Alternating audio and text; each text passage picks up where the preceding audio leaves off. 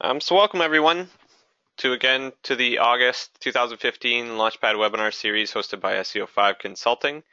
As mentioned previous months, my name is Darren Edward. I'll be conducting the webinar series today. I'm the online marketing manager with SEO5 Consulting, oversee our marketing campaigns, web projects, and PPC campaigns along with SEO campaigns.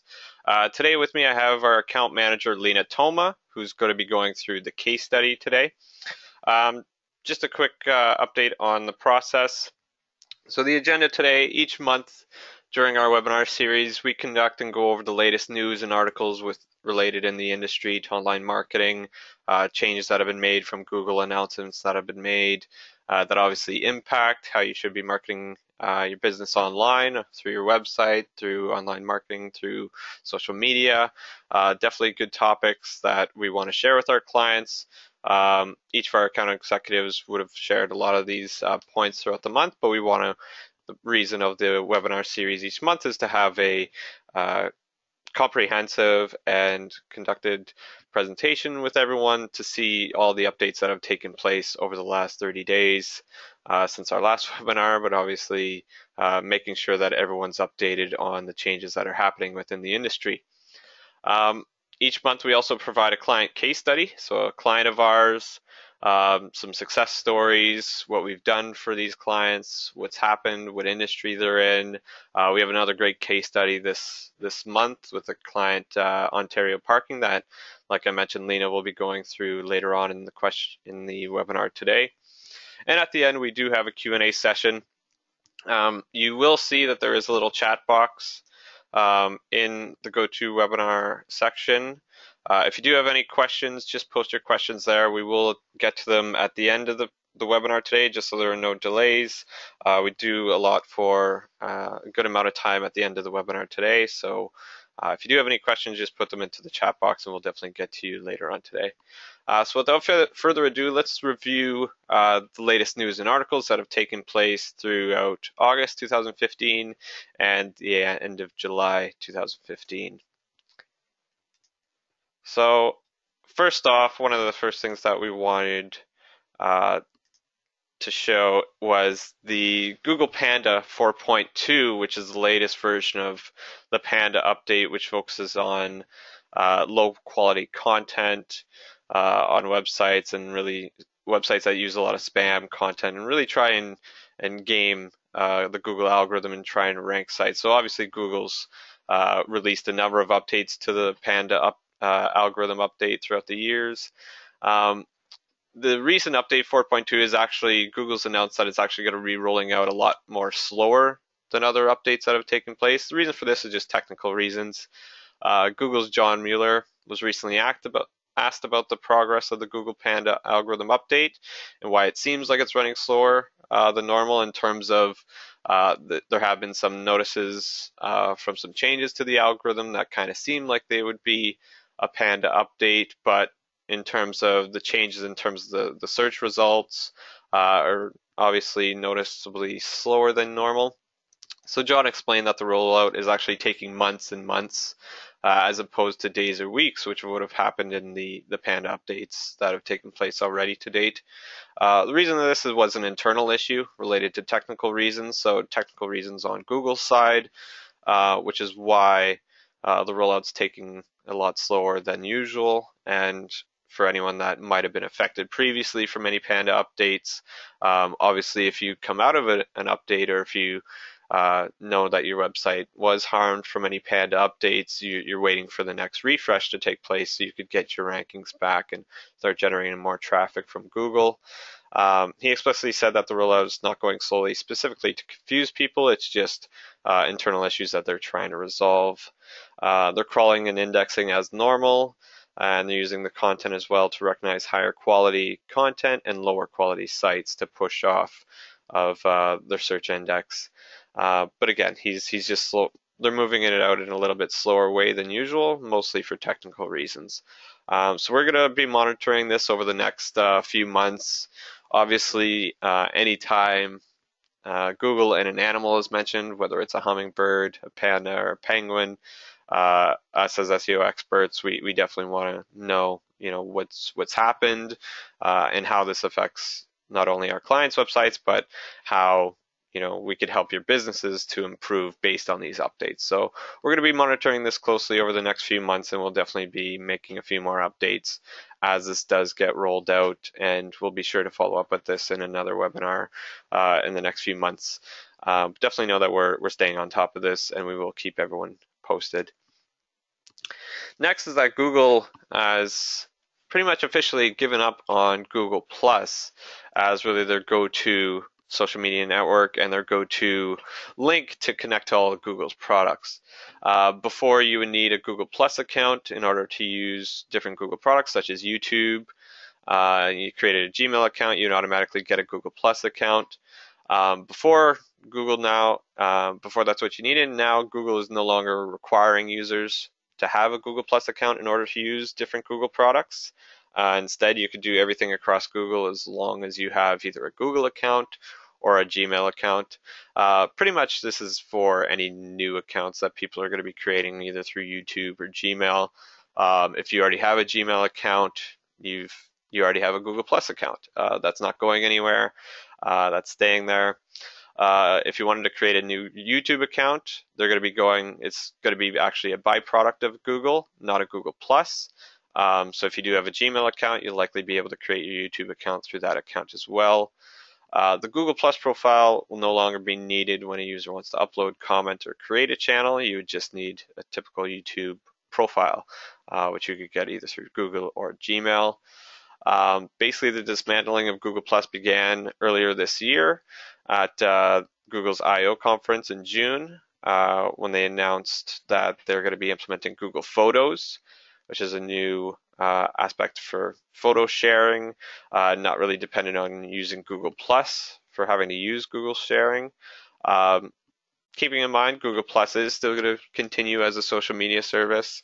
It is still a great service in terms of connecting through online communities and different circles. It is still a decent social media website. However, now you are not inclined to automatically have a Google Plus account if you are, creating YouTube, creating an AdWords account, creating an additional Gmail account. Right now, Google Plus is just going to continue as an optional social network, which differentiates itself through organized posts, like-minded topics, rather than through people. So again, really good in terms of industry is sharing posts through Google Plus related to your industry.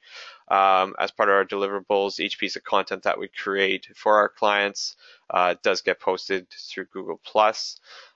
It's just good through, continually, having that search. But as, it's kind of giving a sign that Google is starting to place less importance towards Google Plus and really just trying to keep it towards a social media platform rather than a main hub to access all of Google's products. A recent thing that's also happened in the industry that I definitely wanted to cover in this month's webinar was the influx of ghost spam that has been seen through Google Analytics on different websites. And if you're an existing client with ours, or if you're a new client, you may be asking, what is ghost spam? If you're an existing client, you might have seen this in your analytics reports sent out from your account managers and explained what happened. For those of you who are not sure, what is ghost spam? So basically what ghosts are, the vast majority of this type of spam is ghost spam, and type of spam in general is ghost spam. They're called ghosts because they never actually access your website. It's important to keep this in mind as it's key to creating a more efficient solution for managing spam. As unusual as it sounds, this type of spam doesn't actually have any interaction with your site at all. You may wonder how that is possible, since one of the main purposes of Google Analytics is to track visits to your site. So how this works and how ghost spam is showing up in Google Analytics and why this is a main issue is if you look at your reports from, I'd say, July or even June of this year, across the board, of many sites online on the internet, we're receiving a high influx of direct traffic. And this obviously skews data because, one, you're trying to see how many visits are coming in from Google Organic, you're trying to see how many visits are coming in from referral websites, and you're also trying to find out how many people are going directly to your website by typing in your domain or your URL in the address bar and going to your website. However, what this ghost spam has done is actually masked direct traffic or mask these ghost spam as direct traffic on your website. So we noticed through June and July of this year, many of our clients' websites had high influx of direct traffic on the website. However, there wasn't any additional, offline marketing efforts taking place that would have driven traffic to the uh, going to directly through the URL. So obviously, since this was such widespread, it was pretty much identified as being ghost spam across the industry. And one way, and how this really works, and in how this table is explained, is you can see it in the middle is the Google Analytics server, and that's how it's collecting all the data. So from your web server, it's collecting all the information of real data and the measurement protocols in terms of visits, time on site, bounce rates, all that information that you would get in a report from us or from your Google Analytics account is gathered from your server and then passed into Google Analytics into your reporting.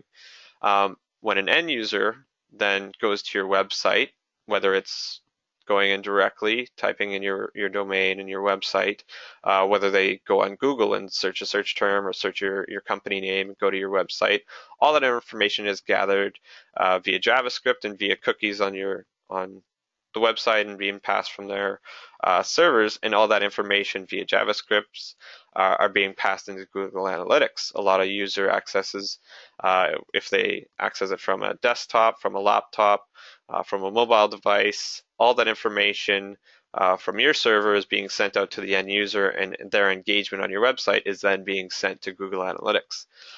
What's happening with the ghost spam is they're actually sending the same via measurement protocol that's used from your web server into Google Analytics through your website, and it's actually passing this fake data.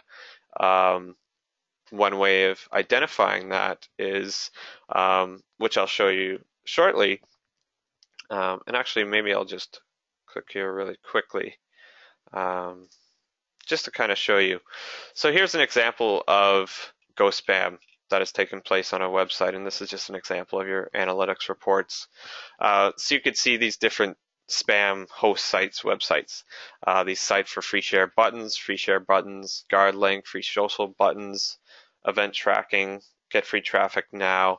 All of these are identified as ghost traffic. One real instance is looking at the bounce rates, either as 0% or 100%, very evident of spam on the website. So how do you get rid of this? Basically, you only need one filter to deal with ghost spam on a website. Usually it's recommended to add, all those links that I just showed you into a referral exclusion list. So basically you would add that site to the exclusion list, and then analytics no longer takes any data from those websites. However, you get more and more spam sites popping up each month. I think in previous webinars that I've run, I've shown how we've done referral exclusion lists.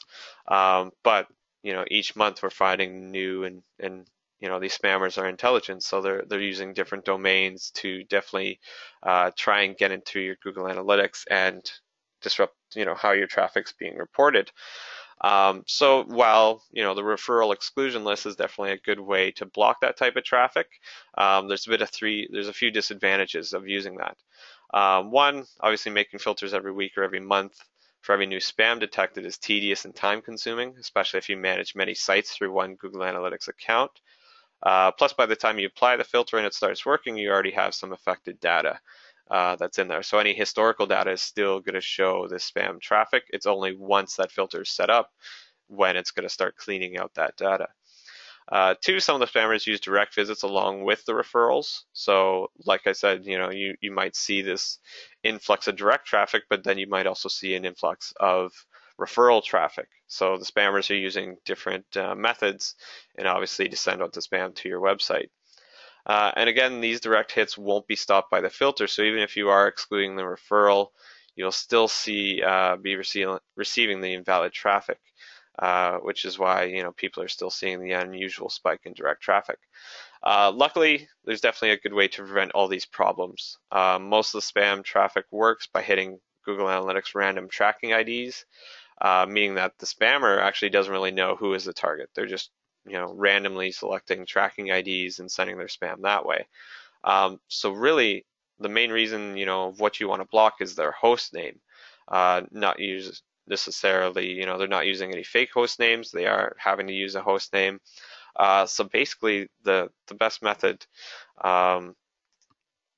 to block this and to set a filter is I'll show you here. So basically, what you would do, and again, here are looking at the host names. So you would go into analytics and you would identify the source of traffic and then also the host names, where they're coming from. Here you could see all these different sites and their sources and their hosts. They're all spam. So basically, what you want to find out is a host name that's actually identified. And so, you want to look for host names that are actually coming from your website, from your domain, and other websites that that are trusted within the industry, whether it's Facebook, whether it's Google, whether it's LinkedIn, other sites that that can be trustworthy. Basically, what then you would do is you would go into the reporting tab in Google Analytics, you would click on audience, you would expand technology and select network, and then at the top you would click on host name. Like I mentioned, you would find a list of all valid host names. So whether it's your domain, your blog domain, any other subdomains, any paying service that you use, whether it's PayPal, Amazon, anything like that. If you have an e-commerce website, any translation tools, any other used domains that are trusted, and you know that the traffic that's sending from these domains to your website are legitimate and don't need to be excluded. Once you have to do that, then create a regular expression, similar to this little example here, which would be putting in all the valid domains and host names, and then creating a custom filter that only includes host names that you've created from that string above. So all the domains that you've identified to be good quality domains, you want to include a filter that only includes traffic from those hosts. That's the best way in terms of blocking out any spam traffic. If you try and include it into your referral exclusion list, like we mentioned, spammers can go either through referrals or directly through direct traffic. So the best way to ensure that your Google Analytics is cleaned up, and just a reminder that we have done this across the board for all our clients already. I just wanted to use this just to educate it to any clients that haven't had the service done on their website and they are seeing influx in direct traffic through your Google Analytics. Definitely, this is a great link. It is shared throughout the presentation, so definitely something really to think about. And if you have any questions on this, feel free to ask us and we'll be sure to follow up with you and let you know what's required in order to set up this filter so you no longer see ghost spam within your Google Analytics.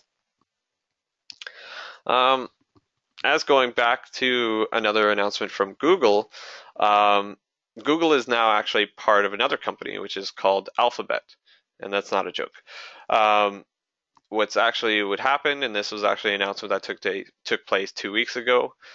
Google Inc. is now actually a company of Alphabet Inc. Google's co-founders Sergey Brin and Larry Page, they've started a new company named Alphabet, which basically is going to act as a parent company of Google and the other brands that were under Google's umbrella. So basically, Alphabet is the large umbrella now, and Google is just a sub-product or sub-company underneath Alphabet.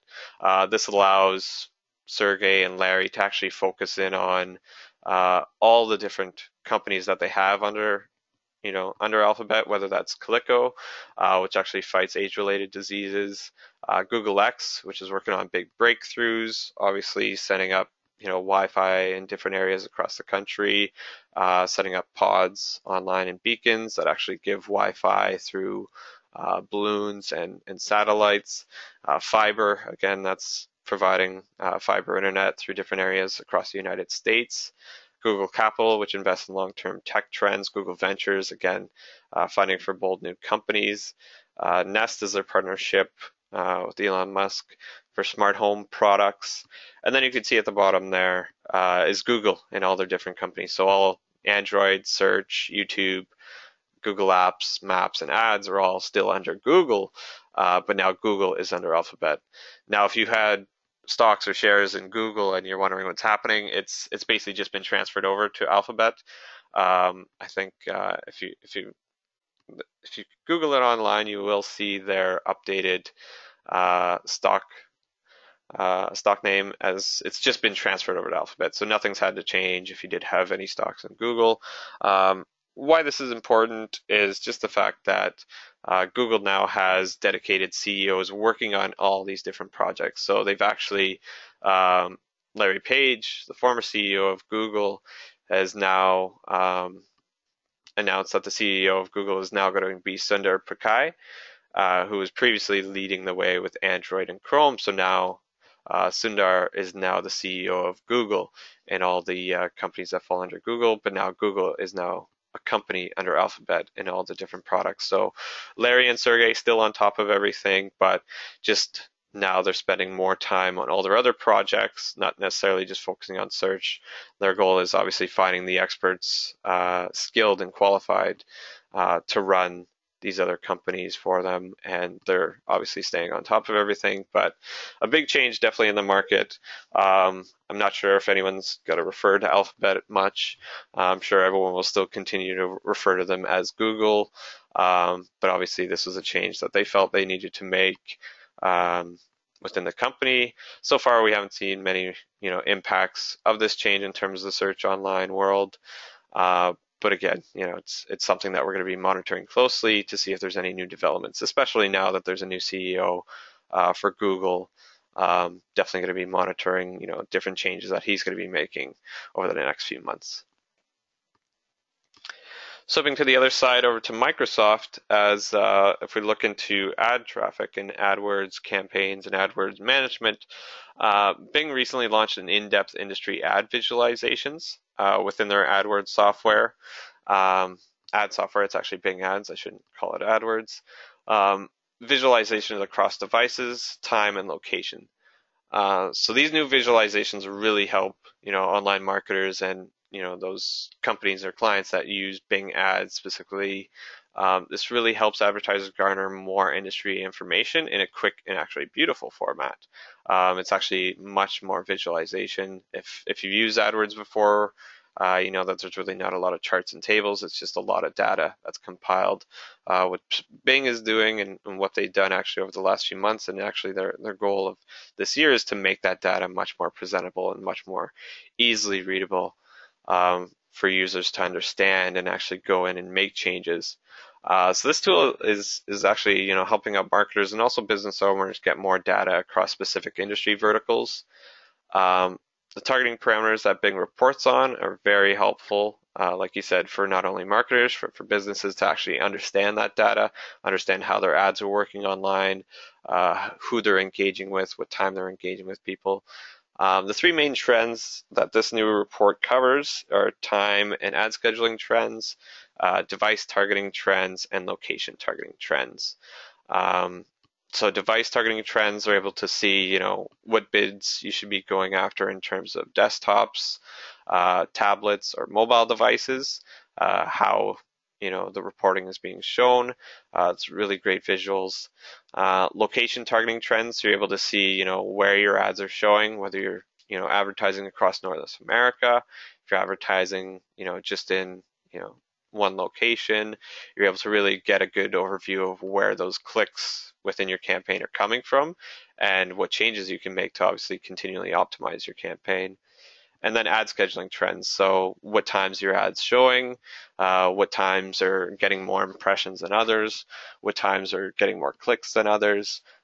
Really, a very valuable thing. And hopefully this is something that Google takes into consideration when they plan their next update for AdWords to really make it much more visual and help not only advertisers and marketers, but also help the clients understand how your ads are being shown online and how they're reaching the audience and obviously getting them over to your website.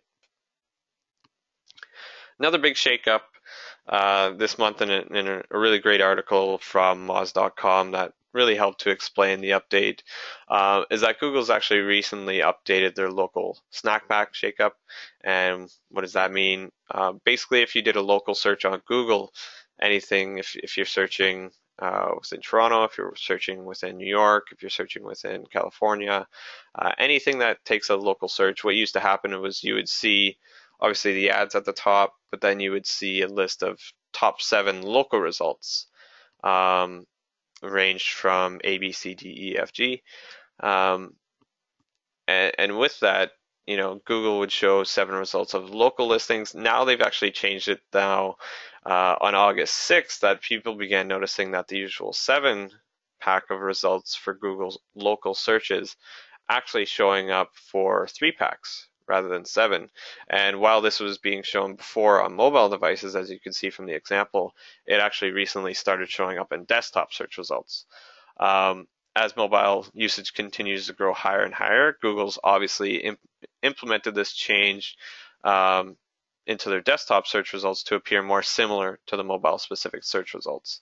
The 3-pack fits perfectly onto the screen for mobile users, and rather than complications of having to update, their algorithm for both mobile and for desktop, they've implemented this change for both desktop and mobile.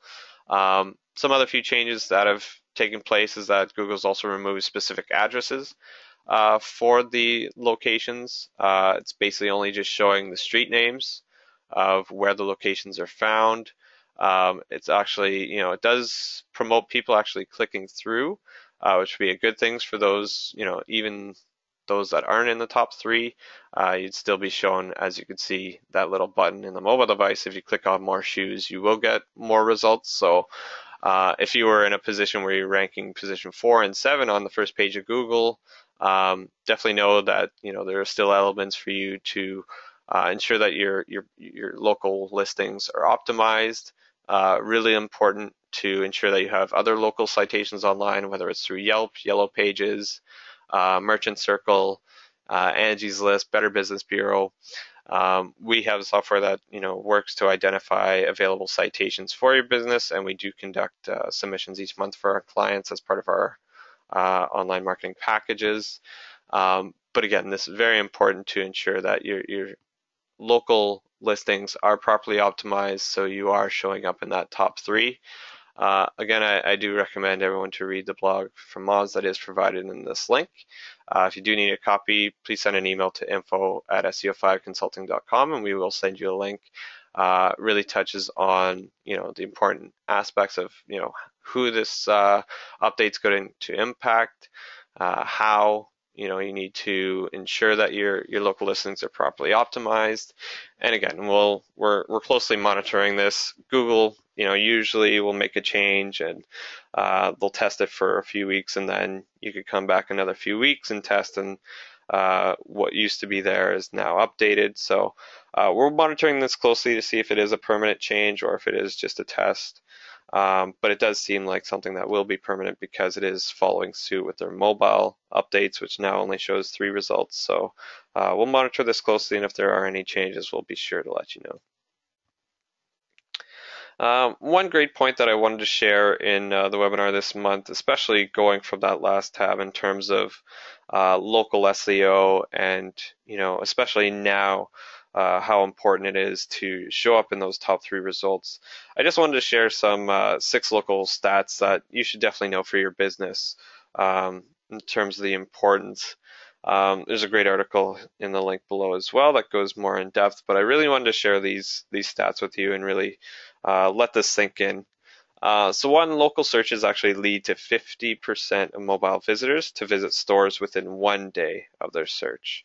So that's really important that, a local search, whether it's on a mobile device, whether it's on a desktop, but specifically on mobile, if someone searches on their mobile through a local search, 50% usually lead to a store visit within 1 day. So definitely important to ensure that your sites are optimized for both mobile, which will help to have your site show up in local listing results, and to ensure that your local listings are properly optimized. So you are having those visitors search for you and visit your store within a day. 2, more than 60% of consumers have used local information in ads. So this is regarding if you're posting any promotions in your local listings, consumers are using that. If you're using phone numbers in your local listings, they're going to use the phone number to reach out to you. Rating systems is another reason that consumers are really going to be reviewing before they either go ahead with their purchase or if they, order a reservation. It's definitely something that's really important. So ensuring that your local listing information is as full as possible and really has a great description of your business, of your company, to really help users and consumers find the information they're looking for and to do business with you moving forward.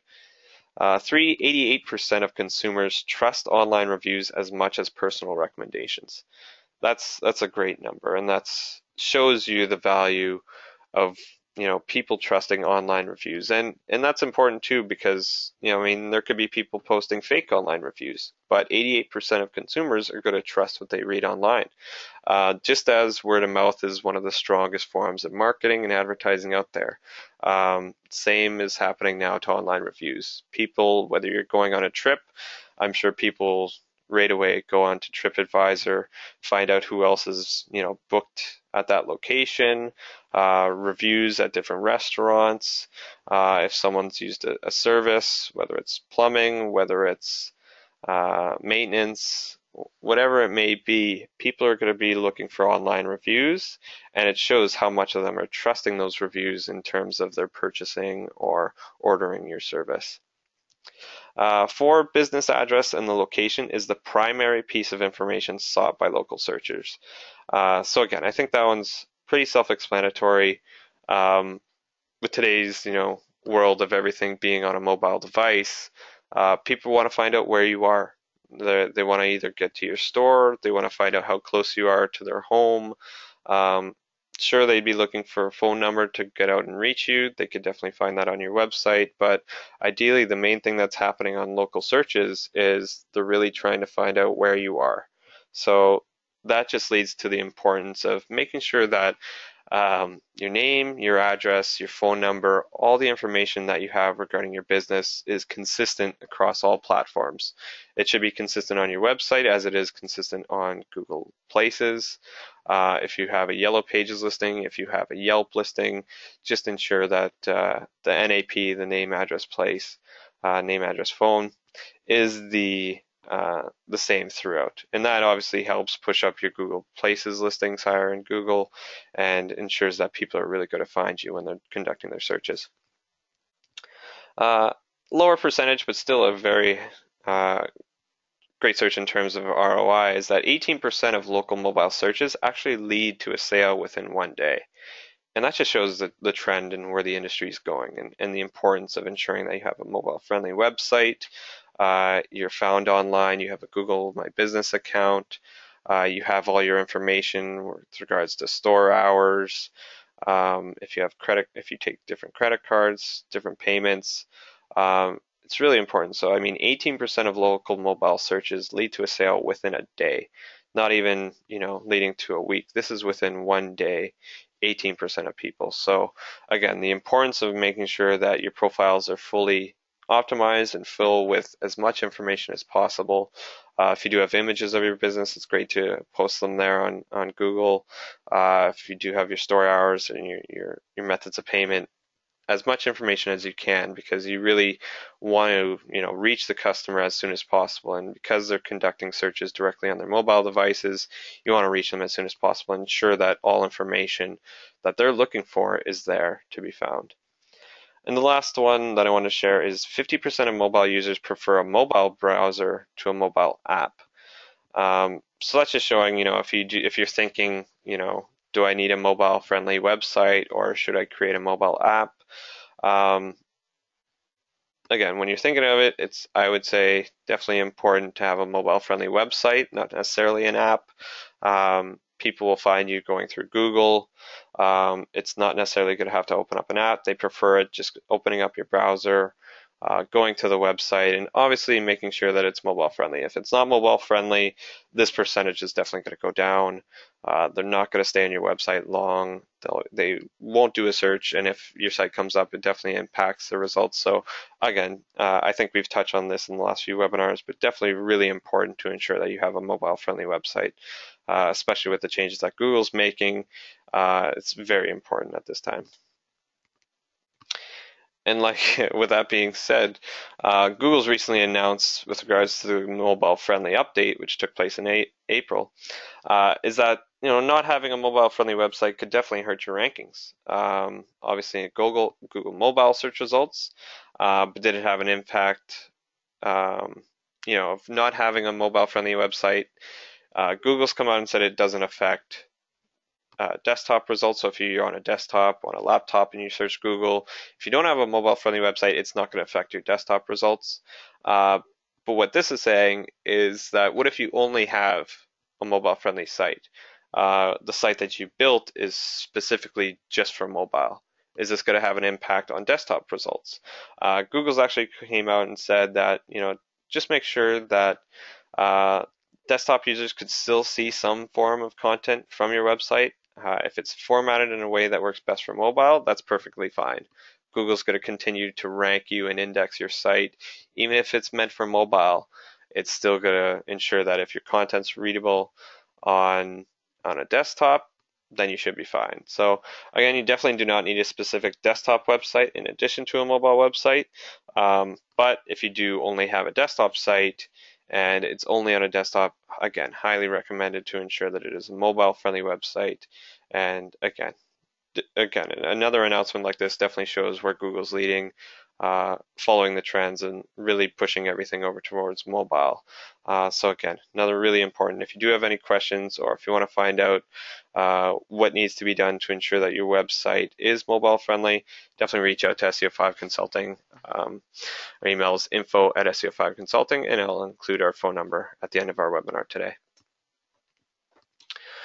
Moving on to another aspect which really helps out SEO campaigns and really helps out marketing and your advertising and really has a really high return on investment is video. Video SEO in terms of publishing how-to videos or how promotional videos on your products. Video really has a high impact in terms of SEO, and I wanted to share 8 tips with you today on the importance of sharing through YouTube or sharing your videos and really using videos to improve the results from your SEO campaign and to help with your marketing efforts and advertising efforts and really bring in more sales to your company. So one is video integration. So the presence of video itself affects the most important SEO ranking factor, which is content. So if you have video, that's more content. That's unique to your website, that's unique to you, and that's unique to your business. Expected that search engines will continue to increase the ranking factor of including videos as consumers demand video in search results. I didn't include a slide on that this month, but recently Google announced that they are starting to test videos showing up in search results, and especially video ads showing up in Google search results. So before, if you search on YouTube, you would see an ad for a video. Or if you go to click on a video, a lot of the times you're having to watch a 5-second ad or a 30-second ad before you watch the video that you want to watch. Now Google's actually starting to test that out in desktop searches on Google itself. So again, really important that you do integrate video into your campaigns, whether it's a 30-second video, a minute video, 5-minute video explaining your services, anything that really helps promote your services, promote your business, and gets more content online. It's definitely going to be an impact moving forward in terms of ranking your website on Google, but then also YouTube is the second largest search engine outside of Google. So more content that you could have on YouTube, more people that you could attract over to your website. 2 is including keyword labels within your videos. So including keywords used for text, for SEO, such in fields, for tags, titles, file names, descriptions, really ensures that the relevance of your video to search results is clear to the search engines. So if you're in a hardware hardware manufacturer or hardware supplier, and you have videos, definitely use keywords related to the services that you provide, whether it's in your title of the video, whether it's in the file name of the video that you upload, in the description. Ensure that you have a proper description of the product or service that you're advertising or promoting, and then obviously using tags. So all that information gets passed over to YouTube, gets passed over to the search engines when they crawl the videos. So all this, again, really helps push your site higher up in Google, and then also helps push up your videos to YouTube as well. Another great tip is video transcripts. So actually including a transcript of the audio portion of your video really improves its findability and adds further support for its relevance to search requests.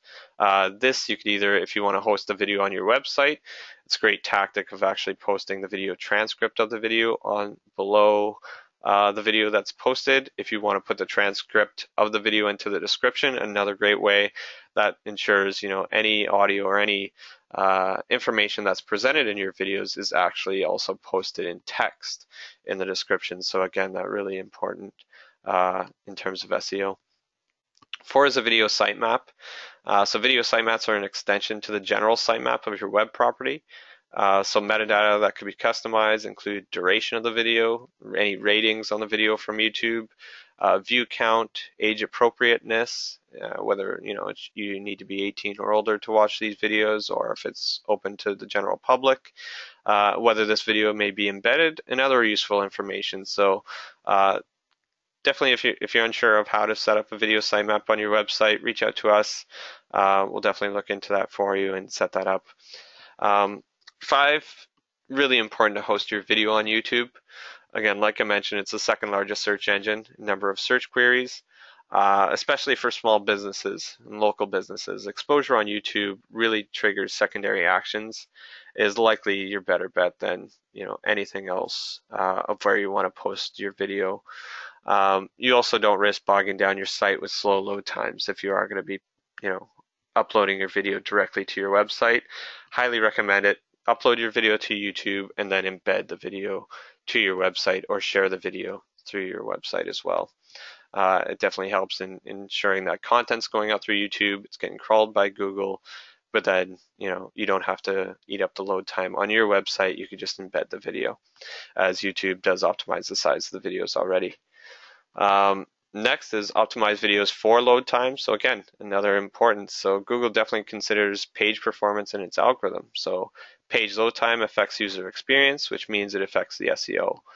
And users turn away from slow sites. 57% of mobile users abandon the site after 3 seconds of waiting, according to a recent study conducted by Radware. So again, really important. If you do have videos, best to host them on YouTube and just embed them on your website. You don't want to slow down your site, as it is a ranking factor and it is an engagement factor. So if people have to wait for your page to load as it loads up a video, whether it's above the fold, below the fold, it's really going to have an impact. Backlinks from a YouTube video. So while shares and links to your YouTube video won't count as links towards your website, you can create 2 backlinks from YouTube. One, you could create a YouTube channel and insert your web page into your channel profile. And then anytime you have a video description for any videos you have on YouTube, definitely include a link in the description using HTTP command. Otherwise, if you just try putting in www, it's not going to show up as a live link.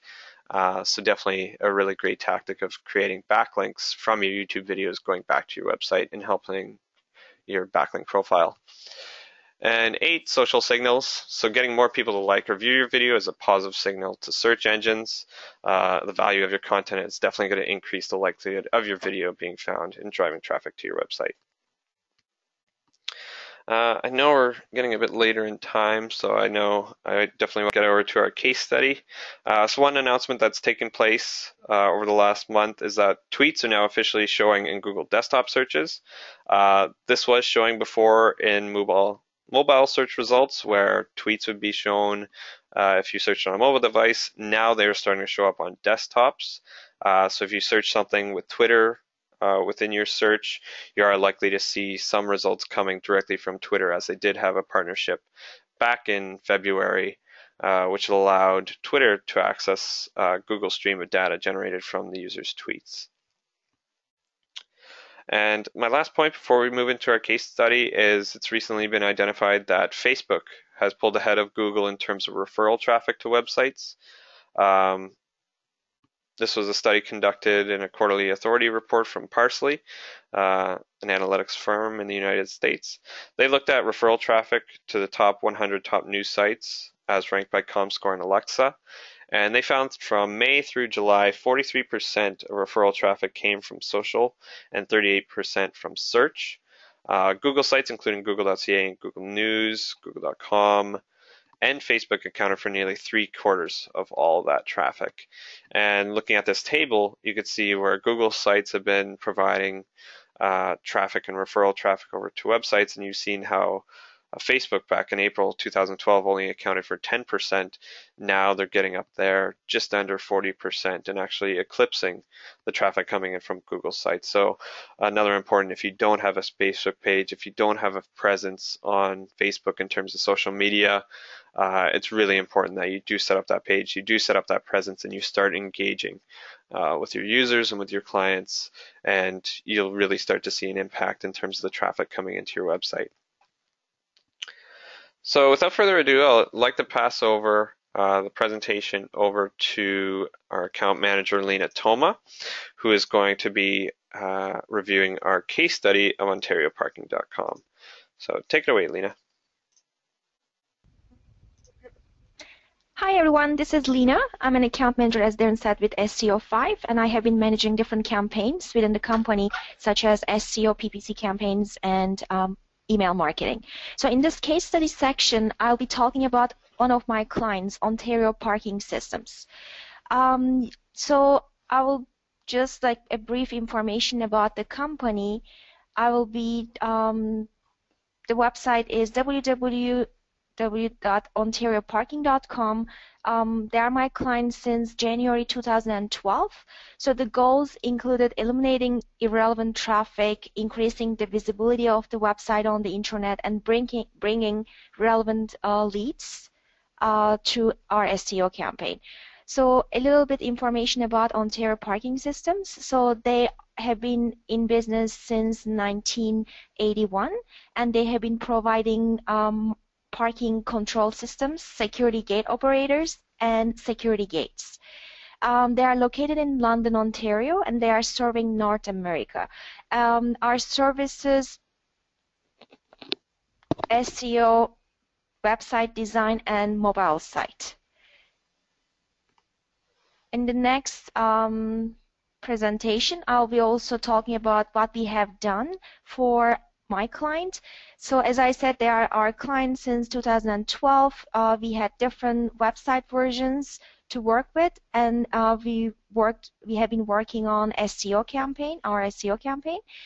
So previously designed website was very dated, and it was not responsive, which means it was not mobile friendly, and that wasn't bringing enough leads to my client. So I also shared some data which is really important, kind of like a reconciliation data for a year. It starts from August 2014 till August 2015 compared with August 2013 till August 2014. You will see that first screenshot shows sessions, which means traffic, increased in a year, increased by almost 100%, which is really good number. You can see that 7,282 traffic versus 3,668 traffic received in previous year. And you can also see the page views increased by 65%, which means visitors checked more pages on the website. The increase was 65%. And the second screenshot below shows you the organic search traffic, which is the #1 source that brings the most traffic to the website, and that increase in 1 year was 40%. This is huge. You can see that in August 2014 till August 2015, only organic search traffic brought 3,687 visits, versus in the previous year, it was 2,628 visits. You can also see on the right side, you can see the visibility of the website, the rankings. The first column shows you the first month when we first started, and the second column shows you the current rankings. Just a reminder, every search results have 10, a search page has 10 results on Google, and if, for instance, if it says 36, it means that the website was on the 4th page. So you can see from here that for our targeted keywords, my client's website was on the 3rd, 4th, and 5th page of Google, which is not really desirable because most of the time people, they don't go further. They check first 2 pages and then they don't go to the 3rd, 4th, and 5th pages, right?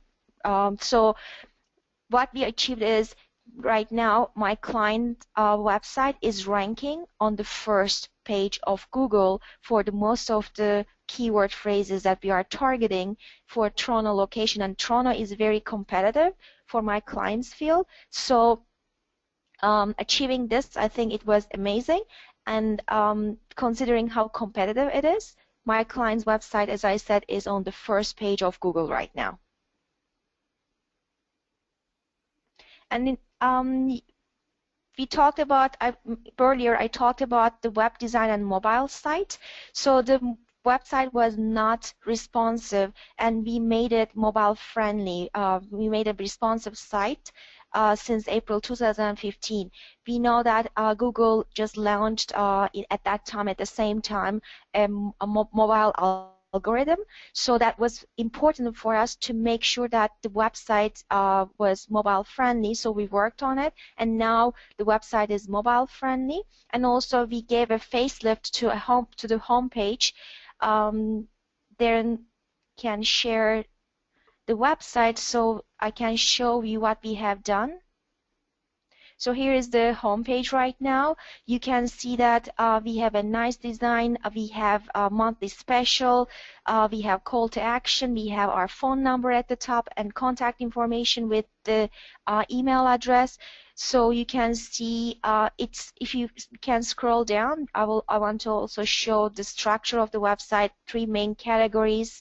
So it's very well structured right now. We have promotions, we have call to action. So the new design looks much better than the previous one, and we see in Google Analytics, when I send the reports every month, we are getting more traffic and people, most importantly, staying longer on the website, which shows me that they find relevant information and they stay longer on the website to check more pages on the website.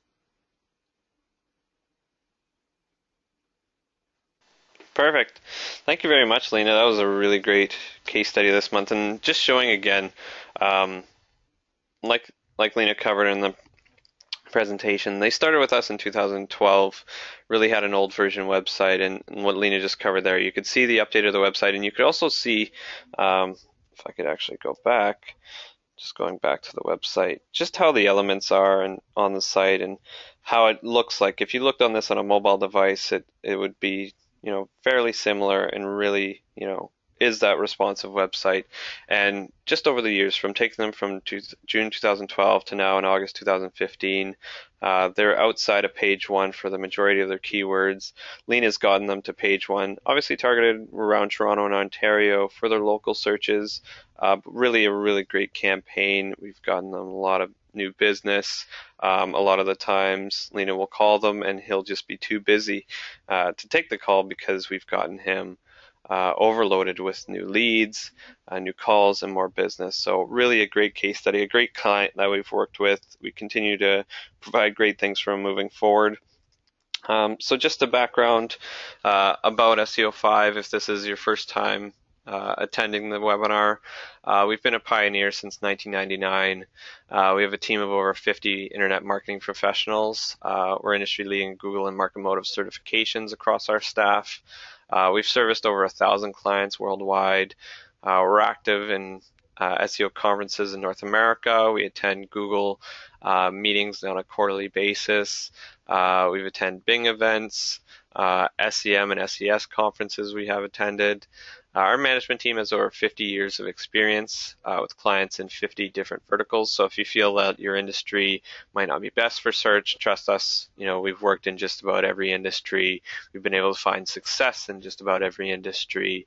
And we definitely feel, we could take a website, review the website, and follow our structure in terms of analyzing the structure of the site and then adapting a really suitable, whether it's an SEO campaign, an integrated campaign which covers SEO, PPC, social media, content creation, really a great campaign in terms of, really touching on all the aspects in terms of online marketing.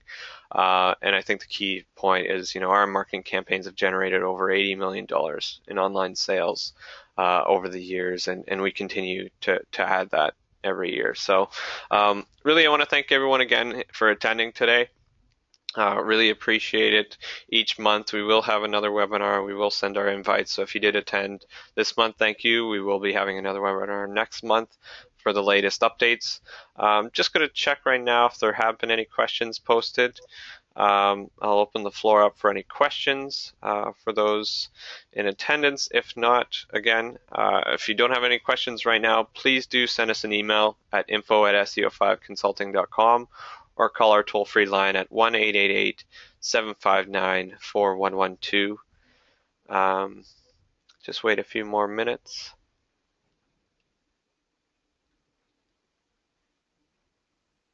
Doesn't seem like we have any questions for today. So again, thank you everyone.